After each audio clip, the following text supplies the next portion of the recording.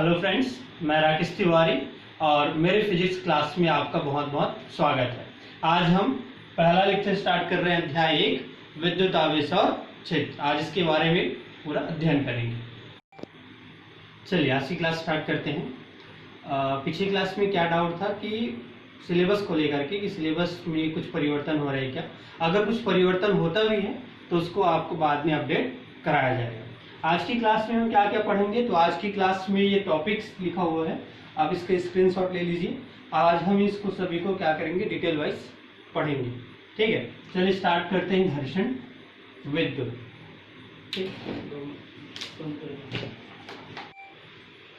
चलिए आज की क्लास स्टार्ट करते हैं। आज हमारा पहला टॉपिक क्या है, घर्षण विद्युत है। ठीक है, तो घर्षण विद्युत में क्या देख रहे हैं हम लोग कि सबसे पहले हमने दो पदार्थ लिया। मान लीजिए कि पदार्थ एक और एक क्या है, पदार्थ दो है। इसके संपर्क तलों के बीच में क्या हो रहा है, हमने घर्षण कराया। जैसे ही एक पदार्थ दूसरे पदार्थ के बीच में घर्षण होगी तो इनके बीच में इलेक्ट्रॉन का क्या होता है, आदान प्रदान हो रही है। इलेक्ट्रॉन एक से दूसरे में जा रही है। जैसे ही इलेक्ट्रॉन एक से दूसरे पदार्थ में जाएगी तो क्या होगा, उस पदार्थ में गुण आ जाता है। जिसमें इलेक्ट्रॉन की कमी हुई वो धनावेशित, और जिसमें इलेक्ट्रॉन की वृद्धि होगी क्या हो जाएगी, ऋणावेशित हो गई। मतलब पदार्थ में कौन सा गुण आ गया, विद्युत का गुण आ गया। तो इसे क्या कहेंगे, घर्षण विद्युत। तो घर्षण विद्युत की क्या परिभाषा बन गई, तो घर्षण विद्युत अर्थात दो पदार्थों के घर्षण के कारण उसमें आवेश का क्या हो जाना, उत्पन्न हो जाना, वो क्या कहलाएगी, घर्षण विद्युत कहलाएगी। क्लियर। चलिए इसका क्या देखते हैं हम, दैनिक जीवन में इसका उदाहरण देखते हैं कि कहाँ कहाँ पर हमें घर्षण विद्युत दिखाई देता है। तो घर्षण विद्युत का सबसे सिंपल एग्जांपल आपने बचपन में देखा होगा कि जब हम पेन को या अपने सूखे बालों पर क्या करते हैं, रगड़ते हैं प्लास्टिक के पेन्स को, तो फिर रगड़ने के पश्चात क्या होगा, छोटे छोटे कागजों को वो अपनी ओर क्या कर लेता है, आकर्षित कर लेता है। ठीक, तो रगड़ने के कारण उसमें आकर्षण का गुण आया, वो विद्युत का गुण कहलाएगा। और कहाँ पर देखते हैं, तो और इसका अनुभव करना है तो आप लोग देखे होंगे जो कि सूती और जो ऊनी कपड़े होते हैं उसमें चिटचिटाहट की आवाज आती है, चिंगारियां निकलती है। ठीक, तो ये किसके उदाहरण है, घर्षण विद्युत के उदाहरण। चलिए विद्युत ऊर्जा देखते हैं। तो विद्युत ऊर्जा क्या हुआ, तो वह ऊर्जा जिसके कारण किसी पदार्थ में हल्की वस्तु को आकर्षित करने का गुण होता है। जैसे हम देख रहे थे कि हम जब पेन से अपने बालों पे रगड़े और रगड़ने के बाद जब छोटे छोटे कागज के टुकड़ों के पास लेके जाते हैं तो वो उसकी तरफ, पेन की तरफ आकर्षित होता है। तो ये ऊर्जा क्या कहलाएगी, विद्युत ऊर्जा। तो फिर से क्लियर कर देते हैं, विद्युत ऊर्जा क्या है, जिसके कारण किसी पदार्थ में हल्की वस्तु को आकर्षित करने का गुण है, तो क्या कहलाएगी, विद्युत ऊर्जा कहलाएगी। अगला टॉपिक देख लेते हैं, क्या है, विद्युत आवेश। तो विद्युत आवेश क्या है, तो विद्युत आवेश सबसे पहले तो एक भौतिक राशि है। ठीक, कैसा है, तो अदिश है, मतलब इसकी कोई निश्चित दिशा नहीं होती, इस राशि को बताने के लिए केवल मान होता है। और इसके कारण पदार्थ में विद्युतीय गुण आता है। विद्युतीय गुण मतलब पदार्थ धनावेशित होगी या ऋण आवेशित होगी, तो यही क्या कहलाएगी, इसका आवेश का प्रदर्शन कहलाएगी। ठीक, अब इसका सूत्र कहाँ से निकालते हैं, विद्युत धारा से। धारा जो होगी वो आवेश बटा समय होगी, तो यहाँ से आवेश निकालना है तो क्या हो जाएगा, I इंटू टी। तो Q इक्वल टू क्या निकल गया, IT। यहाँ से इसका ऐसा ही मात्रक होता है और इसका ऐसा ही मात्रक क्या होता है, तो ये हो जाएगा कूलम। ठीक, कैसे प्रदर्शित करते हैं, कैपिटल C से। यहाँ से विमी सूत्र भी निकाल सकते हैं इसका, और विमी सूत्र क्या होगा, तो धारा का हो जाएगा एम्पियर और समय का हो जाएगा T, तो ये हो जाएगा AT। चलिए स्टार्ट करते हैं आगे। आवेशों का प्रकार और नामकरण। तो आवेशों के प्रकार कितने प्रकार दिख रहे हैं, दो प्रकार, धनावेश और ऋण आवेश। तो इसमें क्या होता है कि जब हम कांच की छड़ को रेशम के कपड़े से रगड़ते हैं, उदाहरण के लिए देख लेते हैं, तो कांच की छड़ में जो आवेश आया उसे क्या नाम दिया गया, धनात्मक आवेश, और रेशम की छड़ में जो आया उसे क्या नाम दिया गया, ऋण आवेश। तो धन और ऋण ये जो नामकरण है ये दिया किसने, बेंजामिन फ्रैंकलिन ने। अब इसके पीछे क्या तर्क है कि इसे धन कहा जाता है और इसे ऋण कहते हैं, तो इसके पीछे तर्क दिया गया है गणितीय नियमों का पालन करने के लिए। कैसे गणितीय नियमों का पालन करना, तो जब आप इन दोनों को, जो आवेशित पदार्थ है, धन आवेशित और ऋण आवेशित पदार्थ हैं, जैसे सपोज ये ले लेते हैं कांच की छड़ और इसको ले लेते हैं रेशम का कपड़ा।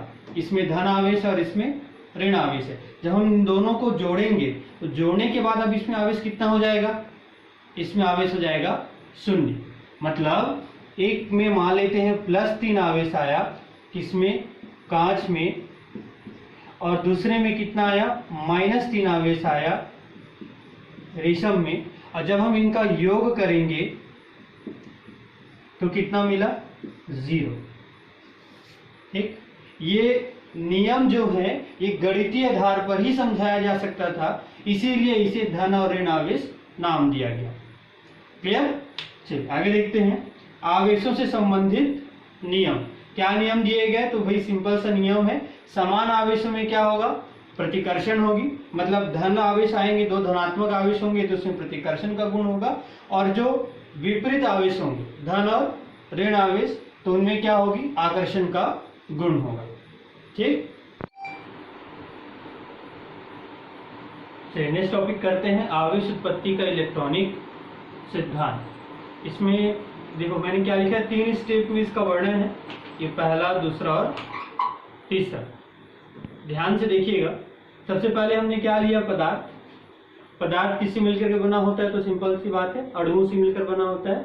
और अणु किससे मिलकर के बने होते हैं, तो विभिन्न परमाणुओं से मिलकर के अणु बनते हैं।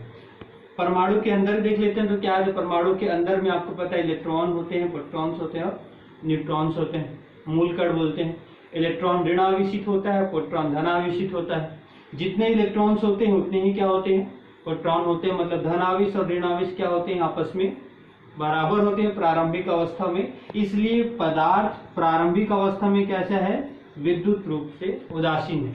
मतलब प्रारंभ में पदार्थ में किसी प्रकार का कोई आवेश नहीं होता। क्लियर? आगे बढ़ते हैं, दूसरा टॉपिक। जब हमने 2 पदार्थ ले लिए ऐसे, अब 2 पदार्थ लिए, अब दोनों पदार्थों के बीच में क्या करा रहे हैं, घर्षण। जैसे ही हम 2 पदार्थों के बीच में घर्षण कराते हैं तो उनमें क्या होता है, इलेक्ट्रॉन का स्थानांतरण होता है। कौन सा इलेक्ट्रॉन, जो सबसे बाहरी कक्ष में उपस्थित इलेक्ट्रॉन होता है, ठीक, जिसका नाभिक से बंधन कम होता है। अब वो इलेक्ट्रॉन एक से दूसरे पदार्थ में गमन करेगा। अब सवाल ये उठता है कि कहाँ का इलेक्ट्रॉन किस में जाएगा, मतलब एक से दूसरे में जाएगी कि दूसरे में पहले में जाएगी। तो ये बताने के लिए शब्द उपयोग किया जाता है कार्यफलन।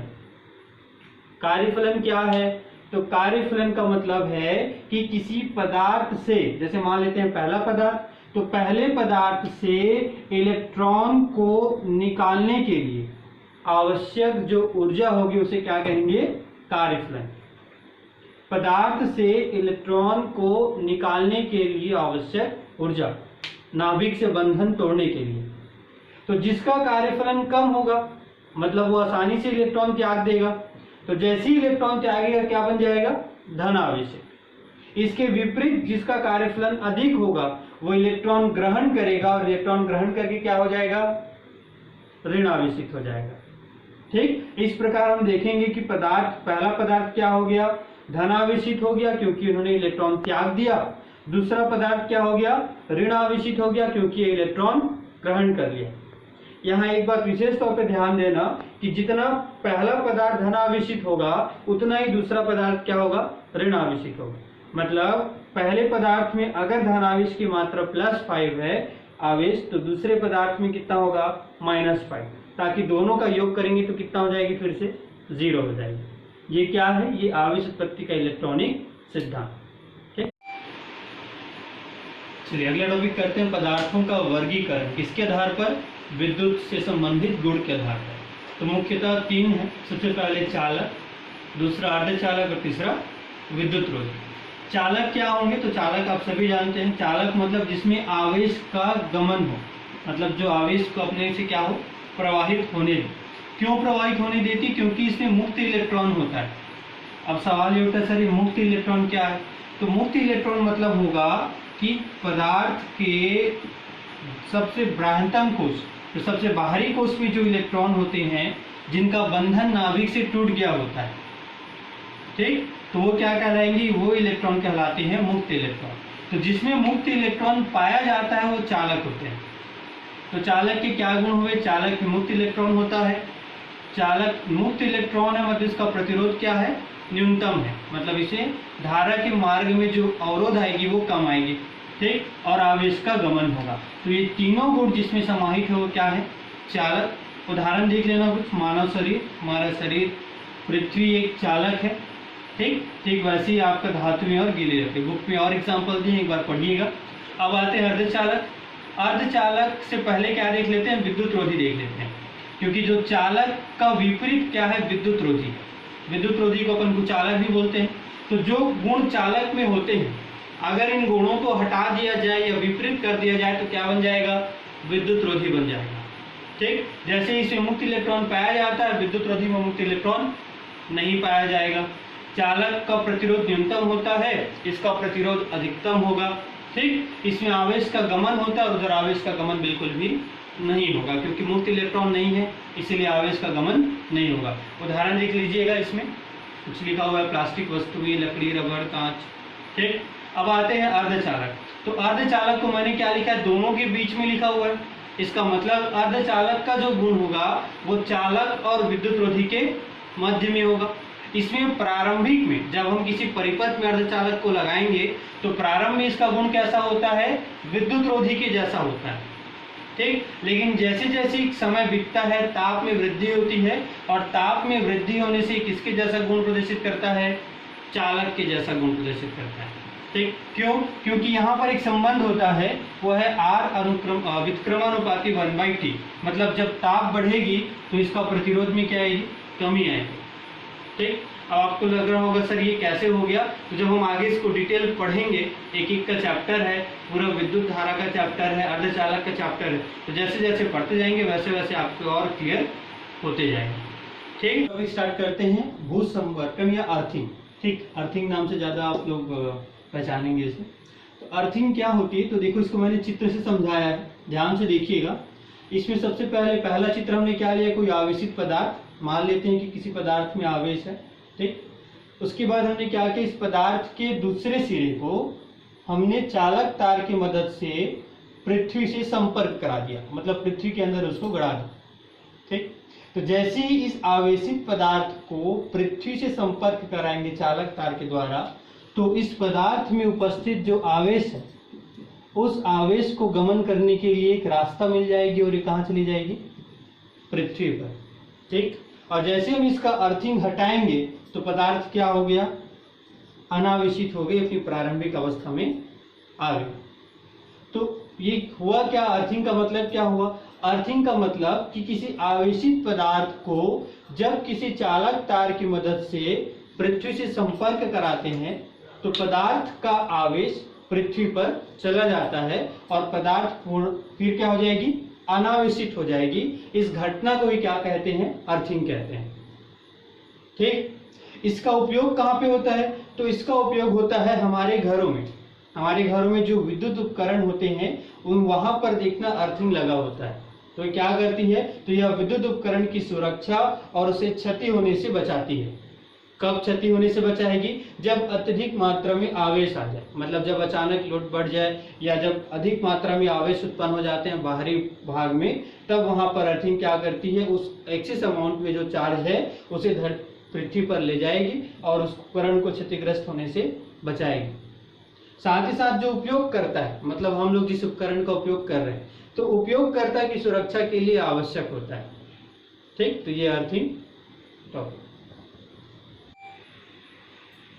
चलिए अगला टॉपिक करते हैं, प्रेरण द्वारा आवेशन। तो प्रेरण द्वारा आवेशन का मतलब क्या है कि हमें किसी पदार्थ को आवेशित करने की प्रक्रिया समझना है, ठीक।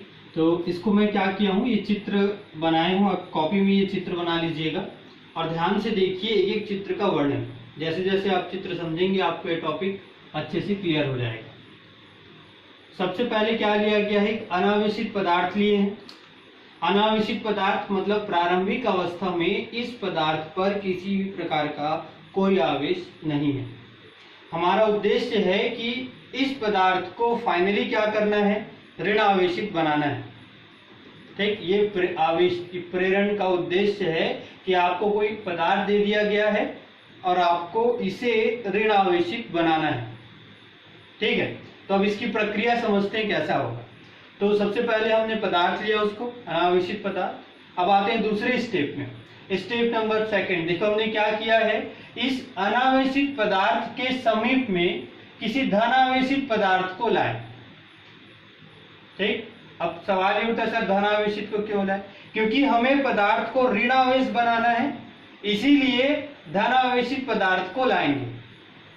जैसी धनावेशित पदार्थ को लाएंगे तो ये जो पदार्थ हमने पहले रखा था उस पदार्थ का धन क्या करेगा, आवेश क्या करेगा, इलेक्ट्रॉन को अपनी ओर खींचेगा। क्योंकि ये धनावेशित है तो पदार्थ में उपस्थित जो इलेक्ट्रॉन होंगे वो किसकी तरफ आकर्षित होंगे, धनावेश की तरफ। तो यहाँ पर ये जो आवेश है इससे बन जाएगा आकर्षण बल से, इसीलिए इसको क्या बोला गया है, बंध आवेश। क्योंकि पहला सिरा ऋण आवेशित हो गया तो सीधी सी बात है दूसरा सिरा क्या हो जाएगा, धन आवेशित हो जाएगी, क्योंकि वहां इलेक्ट्रॉन की कमी हो जाएगी। ठीक, तो ये आवेश क्या कहलाएगी, मुक्त आवेश। क्यों मुक्त आवेश? क्योंकि यहाँ किसी प्रकार का कोई आकर्षण बल नहीं है। अब आते हैं स्टेप नंबर तीसरा। तीसरे स्टेप में हमने क्या किया है कि इस पदार्थ का संपर्क करा दिए किससे, अर्थिंग से। मतलब हमने पृथ्वी से इसको चालक तार से जोड़ दिया। जैसे हम इसको अर्थिंग से कनेक्ट कराएंगे मुक्त आवेश कहाँ चली जाएगी, अर्थिंग में चली जाएगी, मतलब पृथ्वी पे चली गई। अब पदार्थ पे क्या बचा, तो पदार्थ के बचा हुआ है केवल और केवल ऋण आवेश, और ये ऋण आवेश अभी इसके साथ बंधा हुआ है। ठीक, अब पांचवें स्टेप में क्या करेंगे, तो पांचवें स्टेप में ये जो धनावेशित पदार्थ है उसको भी हटा दो। तो जैसे धनावेशित पदार्थ हटा, हमारा जो प्रारंभिक पदार्थ था वो कैसा हो गया, ऋण आवेशित हो गया। तो ये प्रक्रिया क्या है, प्रेरण है। तो फाइनली परिभाषा क्या बना, तो प्रेरण के द्वारा किसी पदार्थ में आवेश उत्पन्न किया जाता है या आवेश प्रेरित किया जाता है। ठीक, बिना किसी प्रकार के संपर्क में लिए, मतलब हमने संपर्क नहीं कराया, यहाँ पे भौतिक संपर्क नहीं किया, तो बिना भौतिक संपर्क कराए हमने पदार्थ को क्या कर दी, आवेशित कर दी। तो यह प्रक्रिया क्या कहलाएगी, आवेशन कहलाएगी। क्लियर? तो आपके लोग के लिए एक होमवर्क है। होमवर्क क्या है, तो यहाँ पर हमने पदार्थ को क्या किया, ऋणावेशित किया। सेम यही क्वेश्चन अगर आपसे पूछा जाए कि कोई अनावेशित पदार्थ है उसे प्रेरण के द्वारा धनावेशित कीजिए और इसकी प्रक्रिया को समझाइए, तो ये आप मुझे कल की क्लास में या अपनी कॉपी में करके देखिए, आपसे बनता है कि नहीं बताइएगा। क्लियर? चलिए, आज की टॉपिक से संबंधित ये प्रश्न है। ये प्रश्न आपके एग्जाम में पूछे गए हैं कुछ क्वेश्चंस, तो आप इनको सॉल्व कीजिए और इससे रिलेटेड आज की क्लास से रिलेटेड जो आपके मन में डाउट होगा वो आप व्हाट्सएप नंबर पे कांटेक्ट करके पूछ सकते हैं। ठीक, चलिए लगा ये आप कमेंट्स करके जरूर बताइए और मेरे चैनल्स को आगे अपडेट के लिए लाइक कीजिए और सब्सक्राइब कीजिए। बहुत बहुत धन्यवाद।